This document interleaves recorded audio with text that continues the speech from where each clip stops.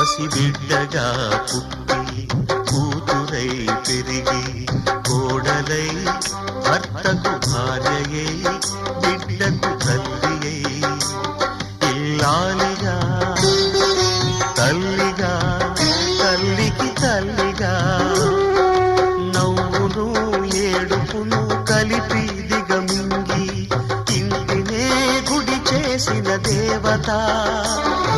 సెలవిమ్మని అడిగితే ఇక సెలవిమ్మని అడిగితే ఇది కనని వినని సంఘటన అపూర్వ సంఘటన ఇది